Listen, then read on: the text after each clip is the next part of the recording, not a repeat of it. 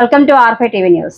ప్రధాని మోదీకి సీఎం చంద్రబాబుకి డిప్యూటీ సీఎం పవన్ కళ్యాణ్ కి మంత్రి లోకేష్ కి ధన్యవాదాలు తెలిపిన రాజంపేట పార్లమెంటు టీడీపీ అధ్యక్షులు సుగవాసి ప్రసాద్ బాబు అమరావతిని ఆంధ్రప్రదేశ్ రాష్ట్ర రాజధానిగా చట్టబద్ధత కల్పించే బిల్లుకు పార్లమెంట్ లో పూర్తి మెజారిటీతో ఆమోదం లభించడం రాష్ట్ర ప్రజల ఆకాంక్షలకు ప్రతిబింబమని రాజంపేట పార్లమెంటు టీడీపీ అధ్యక్షులు టీటీడీ పాలక మండలి మాజీ సభ్యులు సుగవాసి ప్రసాద్ బాబు పేర్కొన్నారు.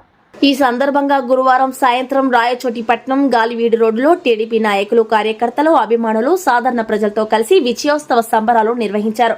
ఈ కార్యక్రమంలో భాగంగా టపాసులు పేలుస్తూ, దీపాలు వెలిగించి, మిఠాయిలు పంచి పండుగ వాతావరణంలో ప్రజలతో కలిసి ఆనందం పంచుకున్నారు. ఈ సందర్భంగా సుగవాసి ప్రసాద్ బాబు మాట్లాడుతూ, అమరావతి రాజధాని అనేది కేవలం ఒక నగరం కాదు, అది 5 కోట్ల ఆంధ్ర ప్రజల గౌరవం, ఆత్మాభిమానం, అభివృద్ధి ఆకాంక్ష.